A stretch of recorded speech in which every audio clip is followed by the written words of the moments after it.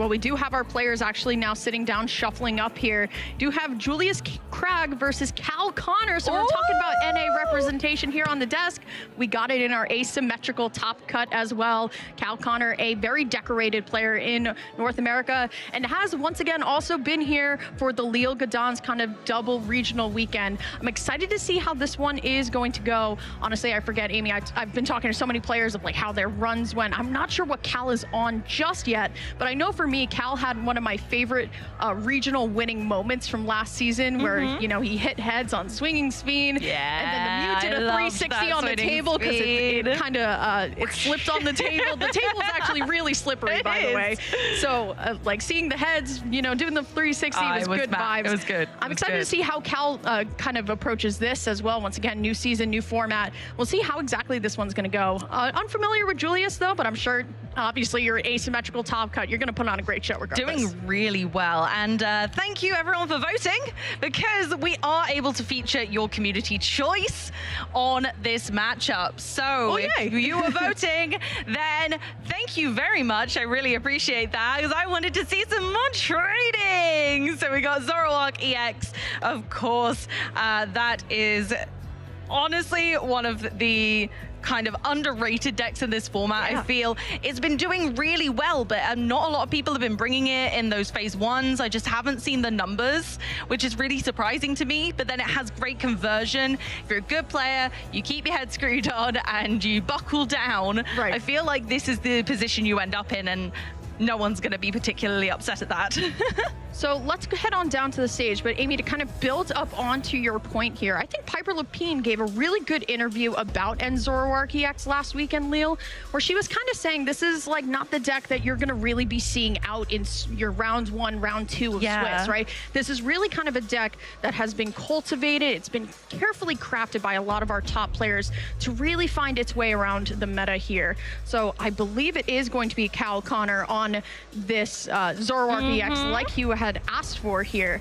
We'll see how this one is going to go. But once again, here's Cal Connor. You know him, you love him. You got, honestly, look at all of these accomplishments underneath the belt, right? And once again, we're talking about playing in these younger divisions. 2 finishes at Worlds in top 8 in the seniors division, but of course, most recently, that Toronto regional championship from last season. Yeah, absolutely. And here is Julius Krag, EUIC top 4 in seniors 2019 and top 8 in 2018 to 2024 EUIC top 64. This is one big old champion of those IC events, those international championships.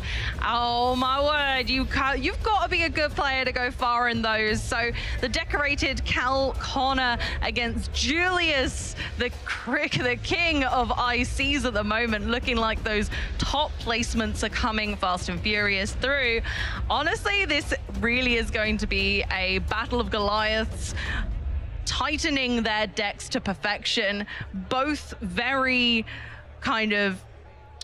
celebrated by this community. Both have fantastic results. Both have had lots of success in the past, but which one of these 2 players is going to go ahead in our asymmetrical bracket? Let's take a look at those prize cards, Emily. Nothing too crazy in there. I do just want to point out the version that Cal is playing of this Zoroark EX. It is playing the 1 copy of Mega Absol EX, and the ace spec there is going to be Hero's Cape. I'm excited to see, but it is Julius's turn first, going first, and as a Dragon Ball player, you love nothing more than to open with a Buddy Buddy Pop, and especially with that Badoo in the active, right? Don't have to attach to that Badoo to get it out of the active. It does have free retreat, so we actually have a pretty nice setup here. Now, on Julius's side, I do see that copy of Dusk Noir Prize, not exactly what we want to see, and only 1 copy of that Druk Cloak, and Latias as well. The thing is, though, that copy of Professor Turo's Scenario 1 of in the deck is prized here. So I'm excited to see how Julius is going to be playing around that. Badoo, one of the most fearsome grass types in our meta. Badoo, 30 HP doesn't bother Badoo. Badoo, Itchy Pollen does 10 damage and means that your opponent cannot play item cards on their next turn. Badoo is a Pokemon I have not been able to announce this entire weekend thus far, and I'm gloriously doing it now just to cover the basis and bring back his majesty to our stage. I'm a fan of Badu. Oh, yes, I am.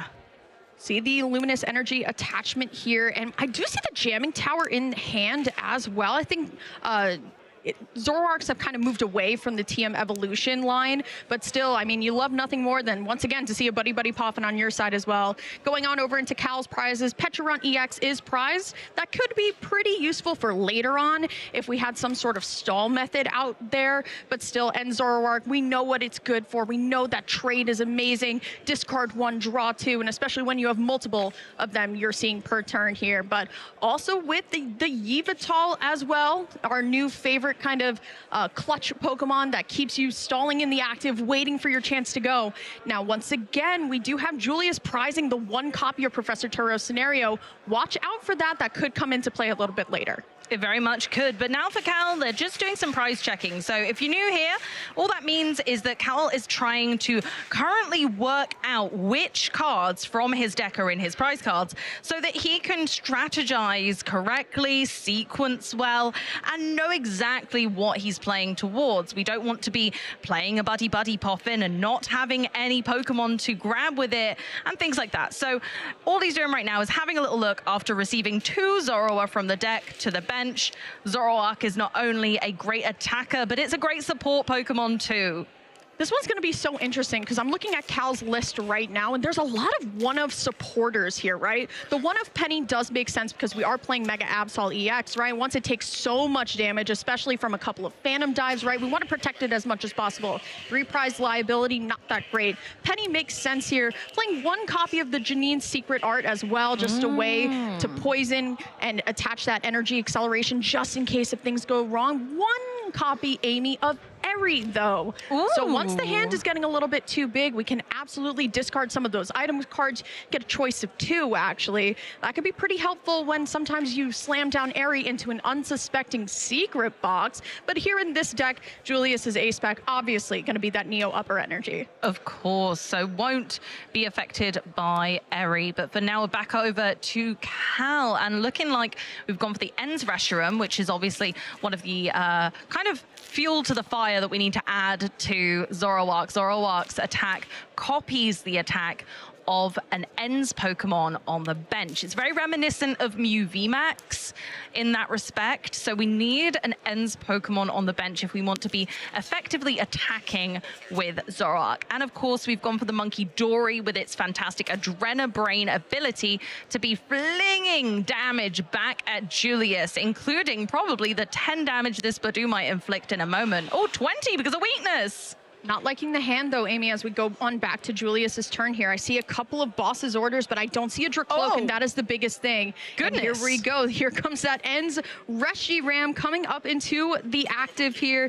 Not what you want to see, but more importantly, we do have Itchy Pollen here. No item cards for Cal, but it does not matter when you have 3 Zoroarks in hand, apparently. So while, yes, you can't use items, but you can still use those trades. That's pretty good. It's pretty good, and we can also be trying to get towards an air balloon here. Now, I imagine this was a tactic to attempt to stop Cal from being able to attack this turn, do anything effective. Kind of, Julius hasn't had the opportunity to get set up yet, needs more time, and Cal's going to be drawing these cards hoping for an air balloon, but there is only 1 in the deck, so it might be tough to get there. So we've gone for Eri. Going a little early here. Cal's going to get the vision that he wants here as he sees. I mean, not much to really work with, right? No rare candies coming into Dragapult anymore, so something like a rare candy Dragapult EX into a Jet Headbutt, not even possible on the table right now.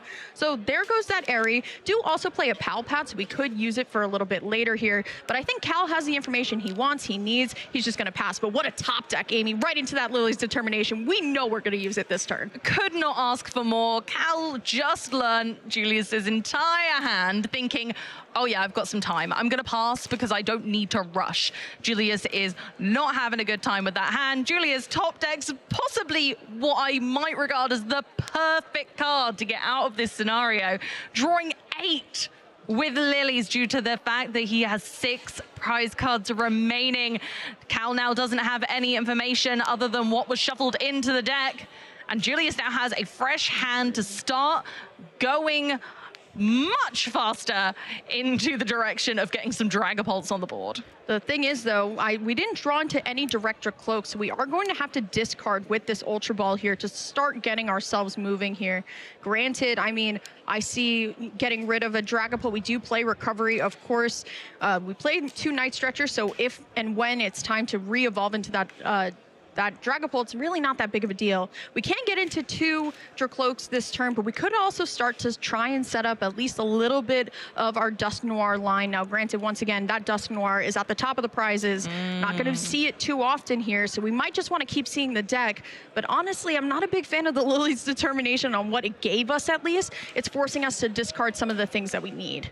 Yeah, it's unfortunate, but at least we get a Dracloak online. It certainly wasn't happening with the previous hand. So this gives Julius almost just as much draw power as Cal, except with the little caveat of Recon Directive makes you put 1 card in your hand and the other to the bottom of the deck. It looks like we're eyeing up the Ultra Ball. We don't really want the Dragapult. I honestly think we take the Ultra Ball here. We use the Ultra Ball to get another Dracloak. We try again with that Recon Directive. Yeah, and you're right, Amy, as it will be Dragapult coming back down into the bottom of the deck here, as we are going to play that Ultra Ball. The thing is, we're starting to kind of thin down cards that we actually need, right? We don't really want to get rid of that Monkey Dory either, right? That's a key part of this deck, and about the damage counters here. So it will be the Ultra Ball discard once more for what I assume is going to be another Dracloak. We still want to see more of this deck here, but still, I mean, Julius did keep Lily's Determination in hand. I'm assuming that's going to kind of be one of our options, but did also keep the Iono in hand as well. If Cal is going to have a crazy next turn, we can Iono things away. I think that's the thing. Julius plays a lot of Iono. There's 4 total in the deck. And he kind of needs it in this scenario because Cal's going to draw a lot of cards. And if you don't stop him, he's going to have his whole deck in his hand in no time. Ooh, okay. Fire Energy Counter Catcher. It is going to be the Fire Energy here. We can actually split the energy on to both of our Dracloaks here, just leaving it possible here. And it will just be the choice. Do have Luminous Energy in hand as well. But of course, it is just going to be Budew doing Itchy Pollen once more here as Cal now back on over to him. We'll see how he's going to trade away these pieces because this ends Reshiram is stuck. So a reminder, Calvin cannot play any item cards this turn. So we're going for our first trade. We can draw lots of cards, but we can't play any items.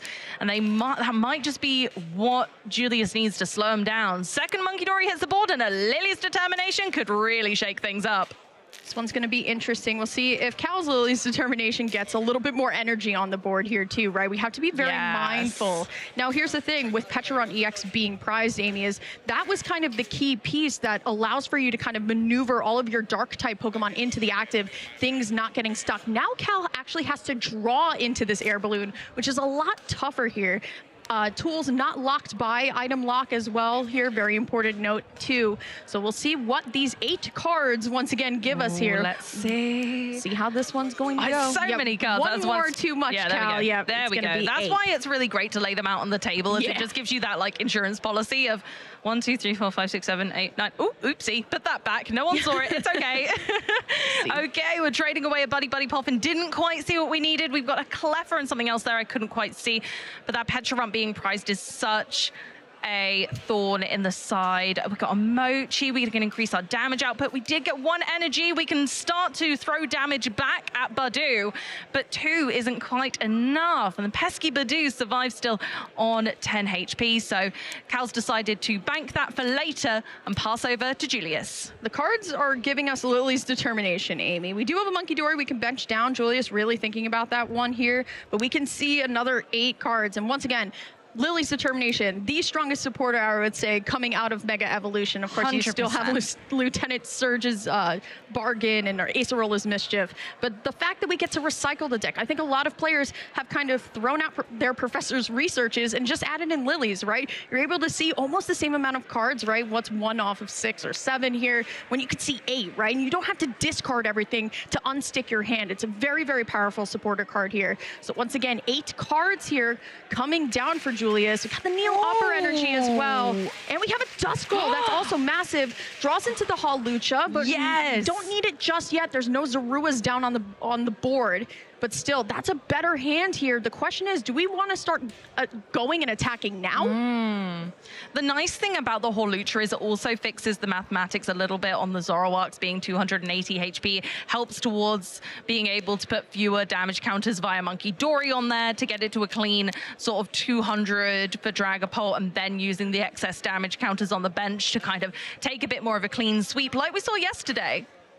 Very fair here. First recon directive, really thinking about the hand here. I do think holding the Dusclops should be okay, but instead, no, we're going to prioritize setup. Completely fine here. Do have that Duskull in hand. Either way, though, we do have access to a Dragapult EX this turn, and like we talked about, it is really important to start setting things up. Now, Cal has done a really good job of also getting his Monkey Dory ready to go, and of course, once again, we're looking for that acceleration, and if this Badoo once again does another Itchy Pollen, we're not going to be able to see something like an energy switch into a Janine's and getting all of that extra energy onto the board here. It might just be better to just, you know, Itchy Pollen again. It's really hard to say.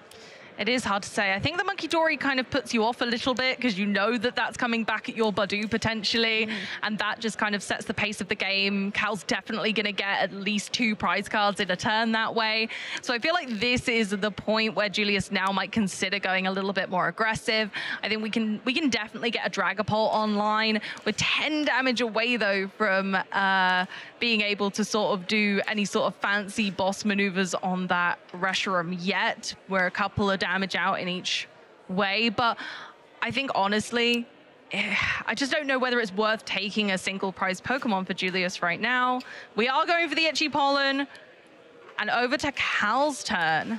It is also pretty important to kind of talk about Reshiram and the way that Powerful Rage also does work. And while, yes, you can absolutely hit into a Zoroark for 200, the way that Zoroark's actually going to deal that damage back out to you here, but it is going to be that Janine's secret art that does come down. You can attach energy, and if you attach energy into the active, that Pokemon becomes poison, but still, regardless, if it goes onto the bench, you're A-okay. This is a really great acceleration card. We really love to see it, but it has to be onto the dark type Pokemon. It can't be onto Monkey Dory. Monkey Dory, psychic type. Absolutely, we can't be doing that. Janine only helps out those sneaky dark types, but a really interesting card, because some might think, oh, but I have to use my supporter. Is it powerful enough?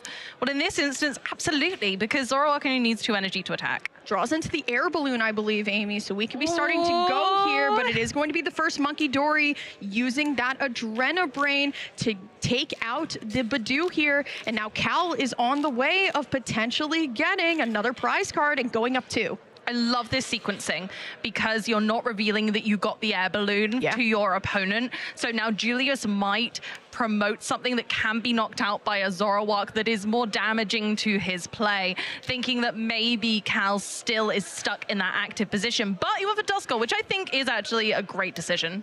There's that air balloon once more here, and the attach for turn onto end Zoroark EX here. Then Cal is finally going to be able to use Night Joker for this turn here as the attack. We'll see what the trade gives us, another energy, but honestly, the biggest find is the air balloon, Amy, as we are going to be copying, using Night Joker to copy our Virtuous Flame, and we will be doing that 170 damage, taking that Duskull out. Cal Connor goes up 2 prize cards. Yeah, 2 prizes, 1 turn, 2 single prize Pokemon, but that's no sweat. When we've got no damage on the board on Cal's side now, thanks to Monkey Dory, we take the final Zoroark from the prize cards and on to Julius to try and put some pressure on and bring this back. Dragapult only does 200 damage to the active Pokemon, which is not enough for Zoroark. We're going to need to have some shenanigans go on to achieve that HP total in the end, which could be a little tricky. Now Julius is on the back foot. It's going to be interesting here. I mean, we do have Boss's Orders, Dragapult EX as well. We could start, you know, stacking that damage up, maybe even potentially taking out the Ends Reshiram. Yeah, I was thinking that. We really want to go for it. But the problem is, it's just looking a little odd. The Recon Directive, though, is going to be a choice between Night Stretcher and Pheasantipity here. We might just want to reestablish here. We want to start getting our combo pieces off, because once again, we really don't want to be hitting into our End Zoroark EX, because Powerful Rage is just going to send all of that damage and then some if it's poisoned right back at us. Precisely. Unfortunately, kind of adds fuel to Zoroark's fire, right? But in this instance, you're right, Emily, we're just re-establishing the board. We're using Night Stretcher to get that Dust Skull back because we're going to need to be taking one-hit knockouts. We're going to have to do one-hit KOs on the Zoroark and the... Yeah, there we go. Look at that. Boss's orders for the Monkey Dory. That'll be a clean knockout on the Monkey Dory. Where are we going to go with the damage to the bench? It is mandatory. We can't get around it. Now, I imagine it's not going on a Zoroark.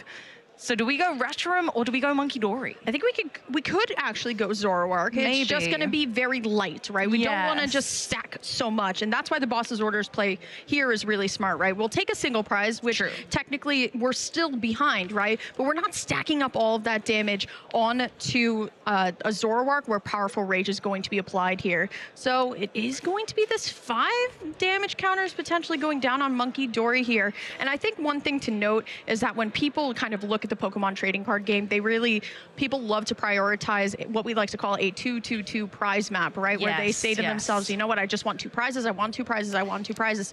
But honestly, one of the biggest Pokemon that makes that thing happen is actually Monkey Dory. 100%. So taking out the Monkey Dory here is the correct play. We're going to head back on over into Cal's turn here. We'll see what he's got up his sleeve here. Got another Dark Energy here, so we will be able to at least send some of that damage back here. But the question is, Amy, where does it even go? I honestly am not sure at this point. We're going for the Dracloak. I love this play.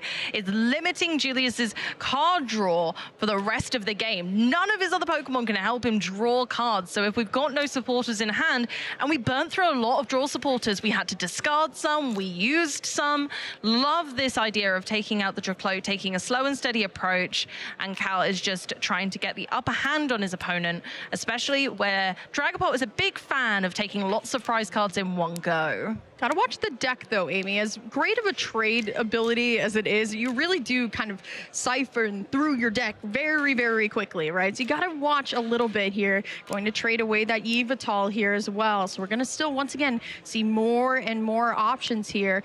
Cal might go for, I mean, he already played the boss here, but my question is, we're gonna be moving the damage counters right onto that Dracloak. Instead of just keeping the damage counters on the board or a way that Julius can actually fling the damage counters back, we're actually just going to try and get rid of them as much as possible here. Very smart from Cal. It's a pseudo healing method, really, isn't it? You've healed your Pokemon. You don't have to worry about that being sent back. Monkey Dory is a Monkey Dory counter at the end of the day. We can just fling the damage back and forth forever. So instead, getting it out of play entirely is really clever. We're back onto Julius's turn now, and we've got to try and reestablish the board. Again, Emily. Yeah, not exactly what we want to see here either, right? Has a Professor Turo scenario considering too as it goes to the front of the hand. Do have Hall Lucha. We have another boss's orders. Yeah. We can get something started here, but honestly, we're starting to get into that point where we're really wishing we had Dusknoir, right? I believe that En's Reshiram does have 130 hit points as well, so we could go on ahead and Curse Blast that, and then we have a little bit of an easier time here. But unfortunately, there's one copy of Dusknoir, and it's at the top of the prizes. Not seeing it just yet. Has the counter catcher, though, also considering that, because Julius does have 5 prizes compared to Cal's 3 here, so we'll see how exactly it is going to be played. But I think, once again, this is just the smarter move, right? You take the battery out of the deck, and then while, yes, you still have attackers, right? The damage counters are such a big thing here.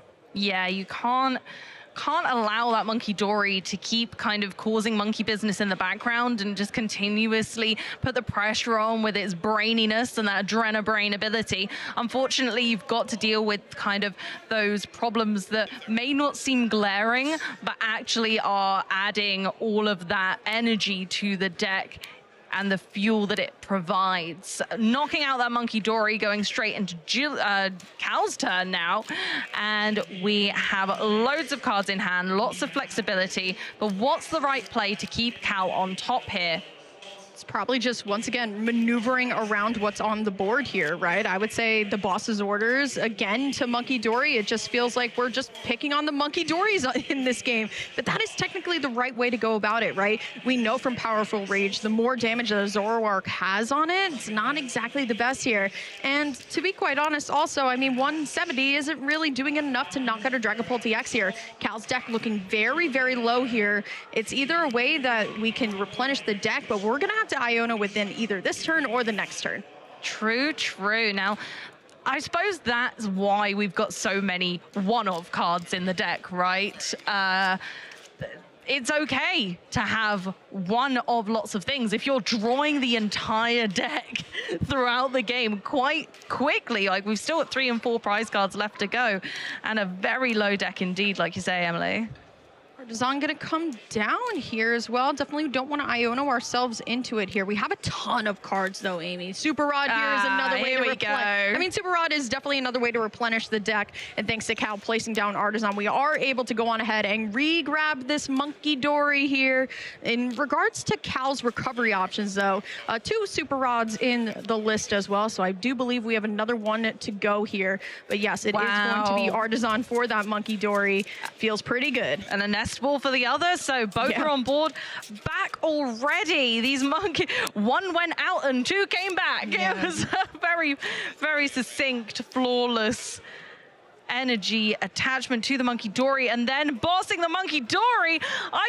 How many times have I said Monkey Dory today? It's true. Nothing is actually about our attacking Pokemon. No. They're set up and ready to go, right? But once again, it's putting us all back to kind of this point that we have in the meta, and what has been now for quite some time of Monkey Dory is the issue, right? You see something like a Gardevoir EX kind of running rampant, right? What do? You take out the Monkey Dory. Yeah. You see Dragapult stacking up damage counters. What do? Take out the Monkey Dory. You take out the Monkey Dory. And if it's one thing that we're learning from this set, it's how key Monkey Dory is in all of this, right? The thing is, though, I need Cal to heal up this End Zoroark EX in the active, right? We do see from Julius, there is a Hawlucha in hand, and we were talking about that a little bit earlier, and we want to make sure that we can protect the Zoroark as much as possible. I do not doubt that Cal also sees that line as well.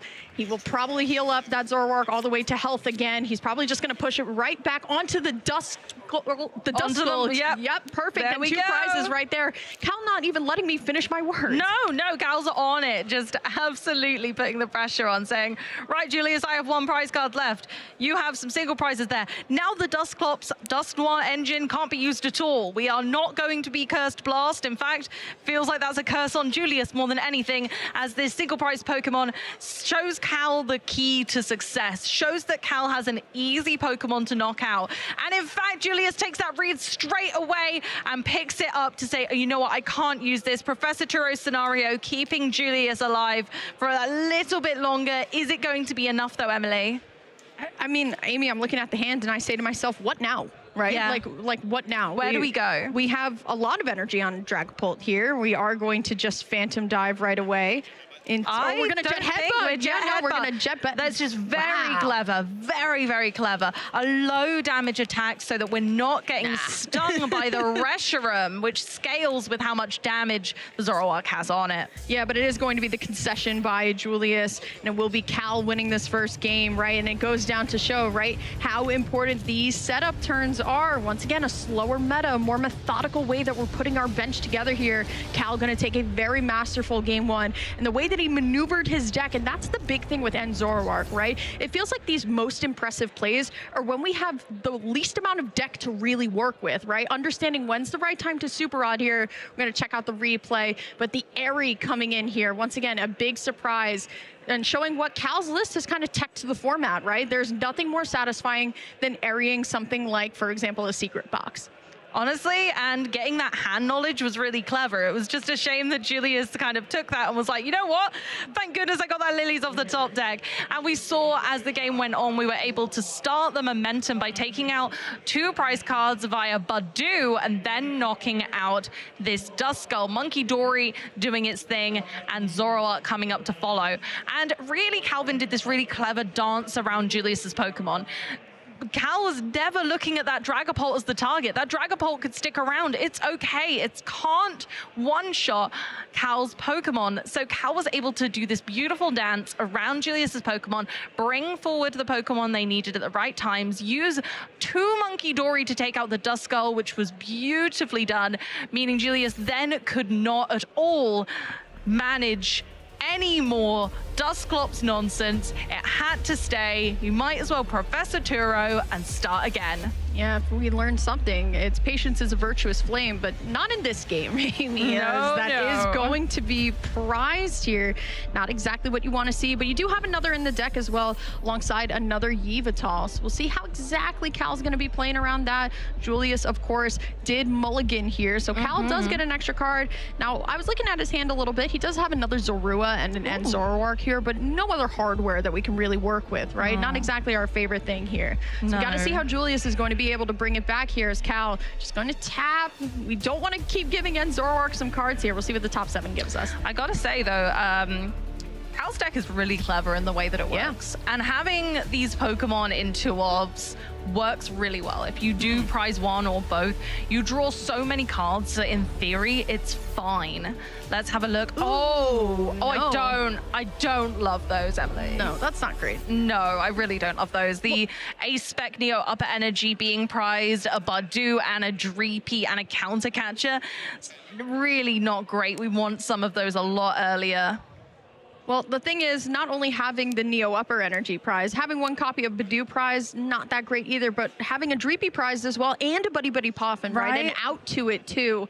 Not exactly what you want to see here if you're Julius, and we're going to go through that deck, and we're going to have that Rude Awakening, unfortunately, that we don't have everything we want. Now, granted, this board setup is a lot better than our game 1, right? But then again, brings the question around, we get this, and then what, right? We don't have an energy, I believe, to retreat into Badu, so we just kind of have to let it kind of fly by the wayside here. And something that we have for you guys, Emma Hagen was able to defeat Nicolene and go up 2-0. I'm rooting for Emma, honestly, to win it all. She has worked insanely hard here, as we are still once again deciding what we're going to be able to see here on Julius's turn. But once again, no access to Badu. That's a big trouble when it comes to this deck. It is. It's going to allow Cal to have that kind of explosive start that he was unable to have last game because of Badu. Ooh. It was Lily's Determination. I couldn't see what card it was, but that feels good, right? I was waiting to see if we shuffled our hand and put it to the bottom of the deck. Very fair. But now that Ultra Ball also does make sense, right? Where we do want to prioritize getting another Dreepy rather than just getting the Badu and hoping we draw into energy, right? I think that is the correct play here. Julius, though, once again, getting bailed out by this Lily's Determination feels real good. Cal is going to take the cut here. We'll see what 8 cards Julius is going to be able to draw into here. Ideally, a Badu and an item lock here, just so Cal's not going to be able to get to it so easily here. I see a Hawlucha. Okay, no, we're not there yet. I see Blood Moon Ursaluna. What else do I see, Amy? I see a Dracloak for next turn. A Jamming Tower, and I'm not seeing not only a Badu, no energy. And that's a big thing, right? Especially when your A-Spec is prized, Amy, where you really need these 1 energy attaches per turn. This is where it starts to get a little bit scary here. Ultra Ball still being utilized, though. We can grab another Duskull if we'd like to, or we can potentially get that second Cloak ready to go for next turn. I don't know if anything's going to go too wrong, especially when, I mean, Cal is not playing Ends Darmanitan, which a lot of Zoroark decks have actually taken out. Yeah, this is a tough call. We're using the Ultra Ball. I don't know if we're deciding to get anything, because obviously that fourth Dreepy is... Got a third Dreepy. That's all you can really ask for. Yeah. I think that's what you've got to consider, is that actually card draw is king here, and we need to establish the Dracloaks as early as possible, and we're going to be relying on a supporter next turn to do so. See what the draw is for Cal here. We knew that he doesn't have, oh my goodness. Wow. All right, chill. It's still the, oh my goodness. Also drew into the energy for turn as well. We could potentially see a Night Joker, but one thing, Amy, for sure, we are going to be seeing trade. We'll see Cal start to kind of siphon through this deck here. 2 cards, and unlike your Cloak where you have to put 1 back, you just get 2 in the hand. Now, granted, once again, the whole point of Ends Zoroark EX is that you copy an Ends Pokemon. So that Artisan coming down is massive, because now we're able to actually grab Ends Reshiram here. We can actually get an attacker going, but still, my goodness, what a top deck here from Cal. His board is completely set up, and also an Iono to boot as well. Not great. This is wild. Now that is that explosive start I was talking about. And in our top gut, we have Daniel Magda taking a 2-0 victory against the Ends Zoroark deck we're currently seeing working to perfection. My word, there we go. 1 extra step up in the standings there. Cal's going ahead and popping down another Zoroark. Here's the Artisan, absolutely for that Ends Reshiram, which just really does run amok. Yeah, when it comes to Julius's deck. Artisan too, just one of the best stadium cards that I think that we have in format, which allows for you not only to, of course, when you're playing these setup decks, not only grab the basic that you need, like a Dreepy or an Enzarua, right? But also grab your Duskull. Things like Monkey Dory can also be grabbed off of Artisan. And of course, the obvious choice here, which is Ends Reshiram, because we do need to copy something here, and I don't think, Amy, we want to copy Scratch for 10 on Zorua. I'm going to go with a no. I think you're quite right. The possible interesting plays we could see from Julius here is trying to target down that Reshiram. The other one's in the prize cards. Cal does have recursion, but it's going to be harder to see with just sort of siphoning through the deck to try and get towards them. Might be able to buy a turn there, but honestly, looks like Cal is well and truly trading his way to the top and keeping a very strong board state, very much leading this game, putting the pressure on after a 1-0 victory thus far in our best of 3. Artisan, I love the way it's balanced. Your opponent being able to use your stadium as well means that Julius will be able to sort of thin the deck a little more, get another Duskull out. Maybe even it's time for a Badu. We do have the Luminous Energy in hand from Julius now, thankfully, after that Iono. So Julius might be able to start to make a comeback now, thanks to Cal's Iono and Artisan. I like how Cal has the Pecharunt EX in hand, but doesn't want to bench it just yet, just in case something along the lines of, you know, trying to mix up your opponent's play here. But while yes, this hand is better from Julius here, I think we are going to have to just attach a Luminous Energy to one of our Dreepy and Iono here and hope that we get into a Cloak. We at least have a way out here. And we know after Cal, you know, having such a strong hand, might as well just go for some Disrupt at this point here too. But the problem is, Amy, I don't see an attack coming this turn, period, point blank, right? We don't have a Dragapult. We don't really have the answer here. And this is my whole thing about how Dragapult has become a lot slower, right? We've taken out the rare candies, right?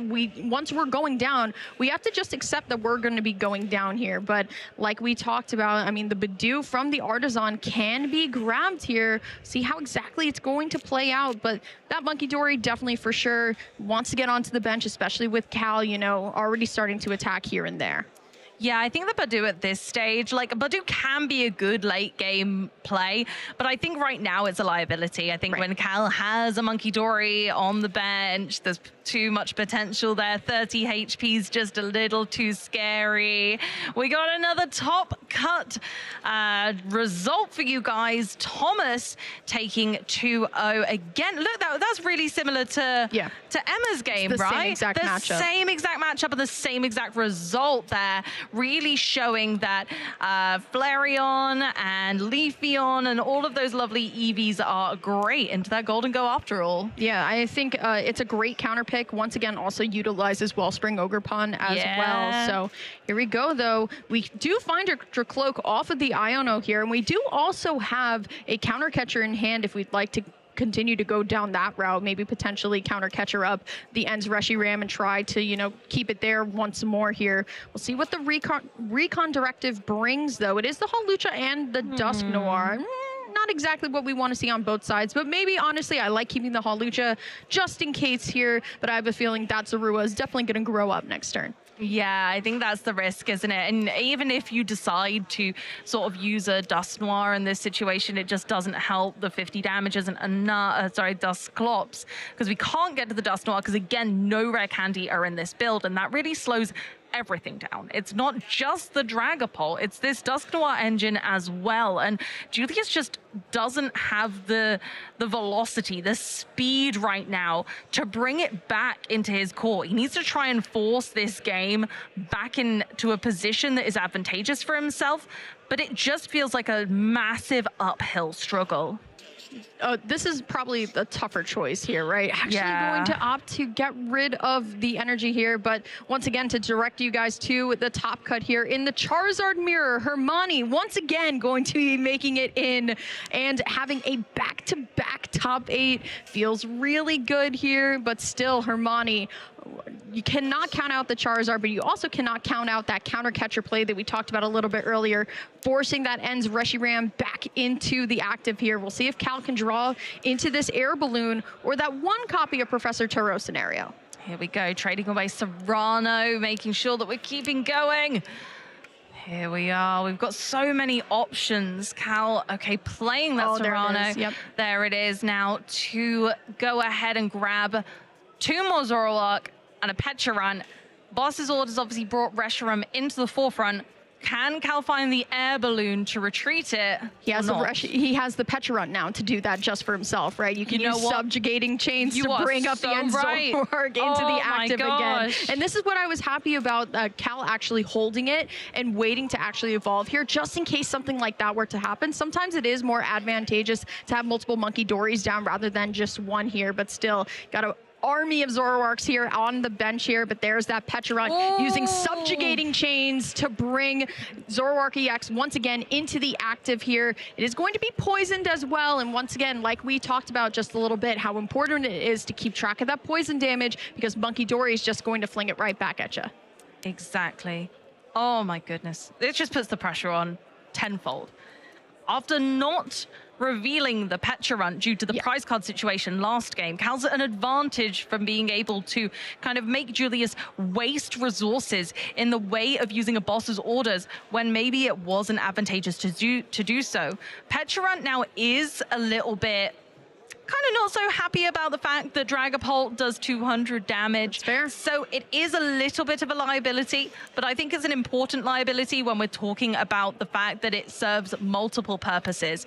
It's a good attacker late game, right? It actually has a really good attack that people really overlook. It does 60 times the amount of prize cards your opponent's taken, so it could be a good finisher. Absolutely. But also, it gives us those switching options when we have Dark-type Pokemon, and it poisons us, so we're damaging ourselves, which Monkey Dory loves. So it has sort of 3 uses. It's versatile, and I think that's what gives it its place in this deck.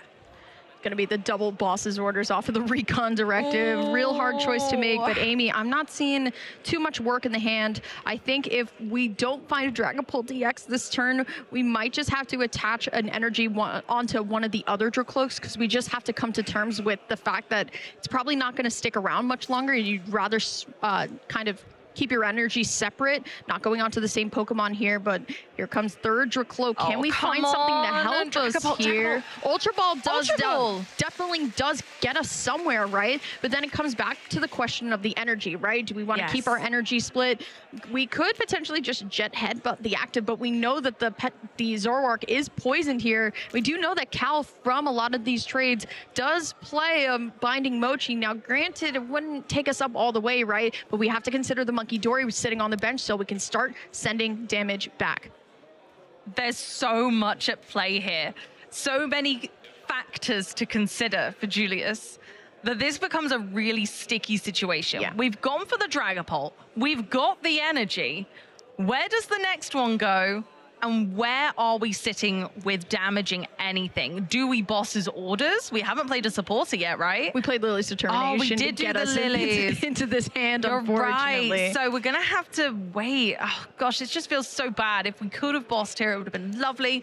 But the amount of damage you deal, just it feeds into Reshiram's game plan. Yeah, and it is just going to be the Dragon Headbutt as well. Another line, Amy, that we could have seen if we had just drawn into the Dust Clouds. Could have popped Curse Blast and let the Poison take care of the rest of the Zoroark as well. But unfortunately for Julius, just has to kind of come to terms with the fact that Jet Headbutt is the best play here to conserve the energy onto the board. Once again, Neo Upper Energy is prized here, so we have to play extra careful. Back on over into Cal's turn. We'll see how exactly he wants to play out this turn. Do have a Janine's there as the supporter, and we will be playing it, I guess, to accelerate some more cards, especially because if the dark energies go to Pokemon on the bench, of course you don't get poisoned here, but I'm assuming Cal does have an energy switch in hand, so we can energy switch one of these dark energies onto the Monkey Dory here, so we can start sending some of this damage back. Now granted, once again, putting down this Petron EX means that we don't get the double Monkey Dory battery that we had a little bit earlier, so this Duskull is going to potentially stay kind of here on this turn, but is it going to be a repeat of last game where the Dragapult says, or, you know, the two main attackers here are like, I'm not really worried about you in my way. I'm worried about what's behind you. And I think that's a key point, is being able to assess what the real threat is to yourself. Cal is very much making a statement, being this far ahead, having such an established board, kind of everything that Cal wants to be happening, right, is happening. And we're having those trades into just the right cards. We've got a Buddy Poffin, which we're trading away, of course, for 2 more cards. It's great when you have cards in your hand that you don't need. Your bench is full, and you're like, okay, great, trade. Trade 1 for 2. Here comes the energy switch, right onto the Monkey Dory, activating its Adreno Brain. I was just about to talk about this, Amy. Go on, tell me about it. I saw, you know, the very nefarious pink card get drawn, this Hero's Cape here, the Ace spec, and I think we saw a little bit yesterday how we would like to Hero's Cape something like the Mega Absol, right, to give it a ton of health, right? But why not also do that to your end Zoroark in the active as well, right? Getting a plus 100 HP definitely feels really good, right? And this is the big thing with, you know, the math of Dragapult, right?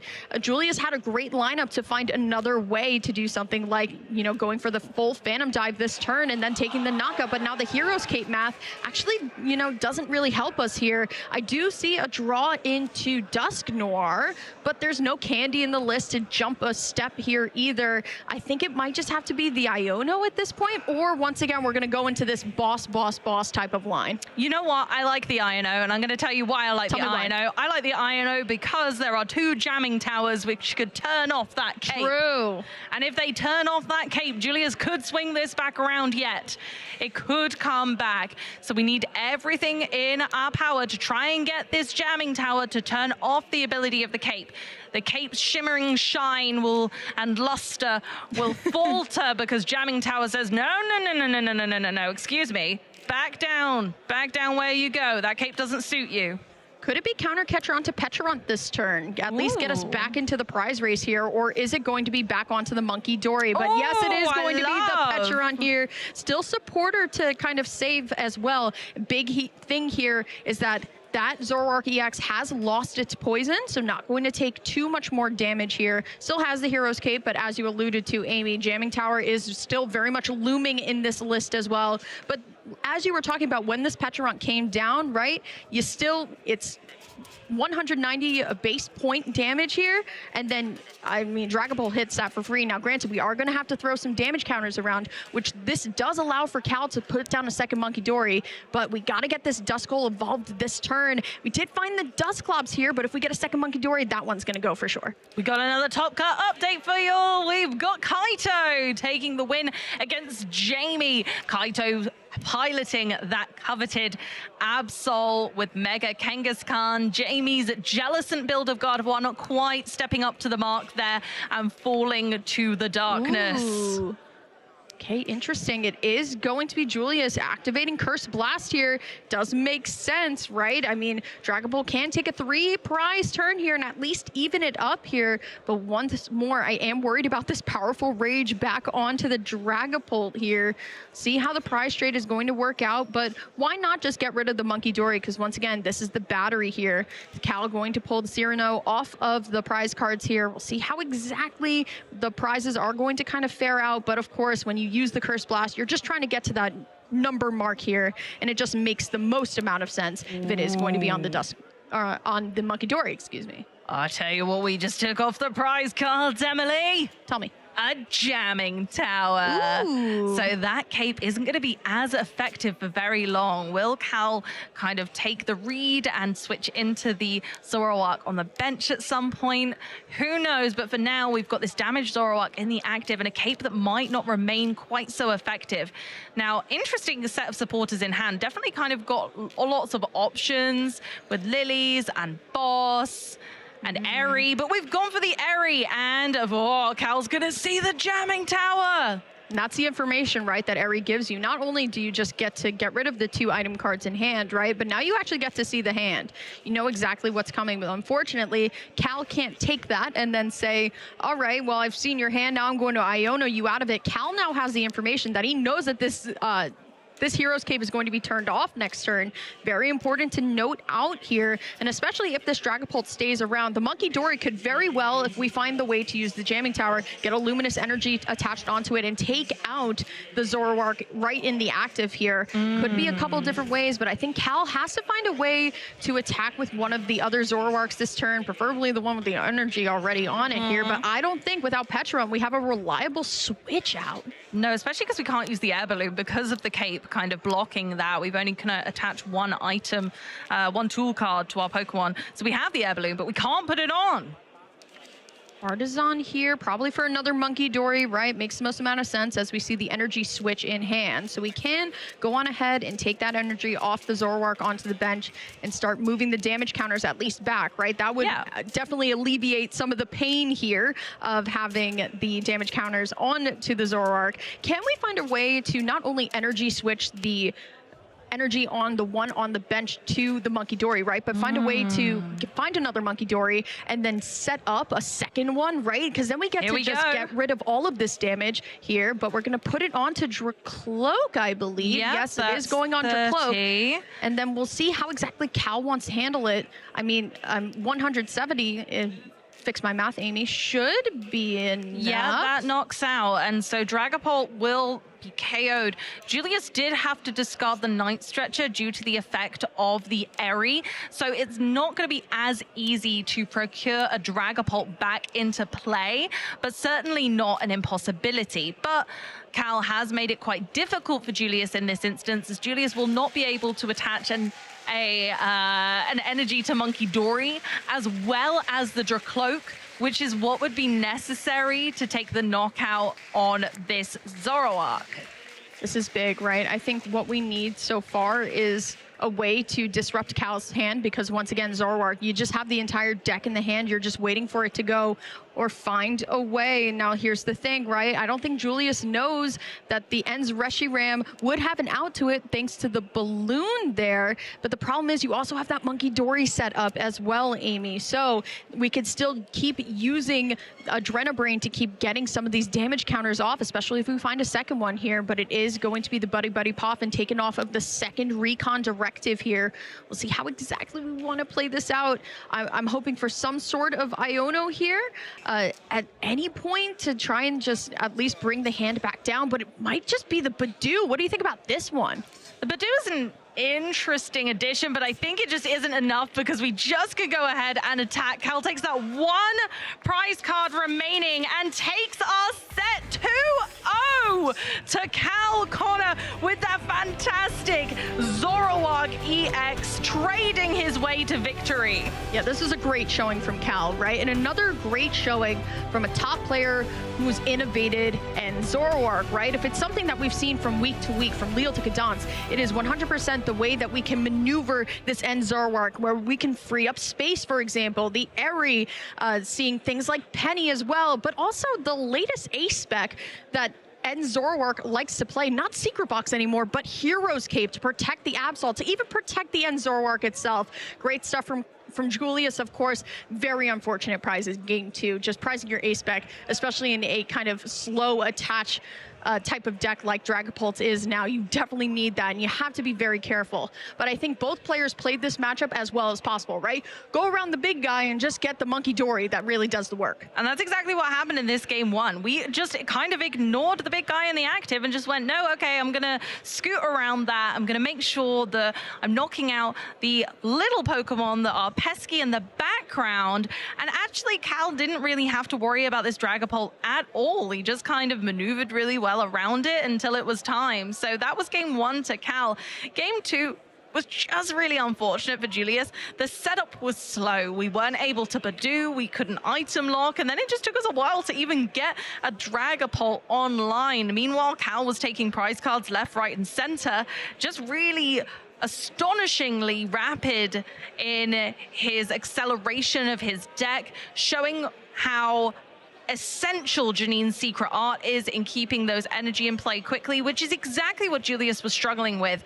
And through many turns of Monkey Dory adrenabraining damage back and forth, Cal was just able to manipulate a board state that became too difficult for Julius to even touch at the end. We weren't able to reestablish a Dragapult and a Monkey Dory at the same time due to lack of energy, which is what Cal excels in, and Julius just kind of fell short in that regard. So not enough energy on the board on Julius's side, no ace spec to kind of come out of the woodworks and help with that scenario, and then it was kind of all she wrote. Yeah, it was really unfortunate too, but still, Julius absolutely should be proud of yourself. You're making asymmetrical top cut here at Gdansk. Great showing here. We tried to give you as many updates throughout the match as possible on how our top asymmetrical top cut is going. One thing that I do want to point out, just at table 1, Arthur, who we haven't really had a chance to showcase yet, who was technically at the top of, you know, the top of the Swiss at the end, was also playing Marnie's Grimmsnarl. So Mike and Arthur are currently playing a Marnie's Grimmsnarl mirror. Fun. Marnie's Grimmsnarl mirror. That sounds stressful. That sounds really stressful. As someone who failed math my gosh. once, if I had to cast that, I would probably have to have my notebook out with a calculator. So I feel like we'd have to have an Adrenabrain counter at that point. Let's take a look at the bracket and see how it's shaping up.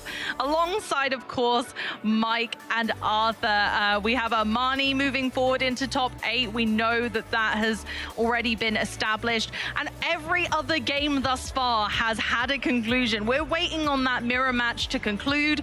Obviously, it's going to be a long time. We know that that mirror match is a tough one, and it is going to be back and forth. So as long as both of them get set up, I'm not surprised they're the last ones playing. Yeah, absolutely. I think a very big kind of section of our top 8 that I want to draw a little bit of attention to is going to be your lower quadrant here. Emma Hagen versus Kato Arai. Absolutely a crazy match. But then, of course, you have Christian Fontenot and Thomas. And I just want to say a great semifinals.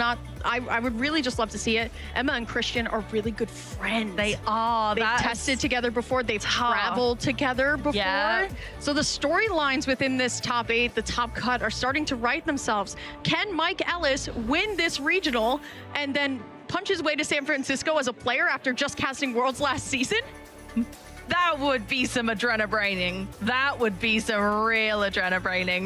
Wow. That would be such a fantastic storyline. But you're right. We have friends. We have previous champions. Kaito did great in the European scene last season as well. So we've seen loads of success from Kaito before as well. Similarly to Ryuki's run in Europe last year, who's just done really well over in Australia this weekend. So actually, when we're seeing all of these players come together, the script writes itself. We have so many wonderful players and good friends, in fact, in this top cut. And honestly, they're all fighting tooth and nail. Is every Pokemon trainer for themselves at this stage. And honestly, I think the sportsmanship that comes along with that is so present, especially when we see everyone on stream. Absolutely. Well, our interview is ready, Amy. I want you to, you wrote down a transition. I'm going to let you say it. Go ahead. Okay, everyone. Let's trade Amy and Emily for our casters Shay and Cal. See you in a bit.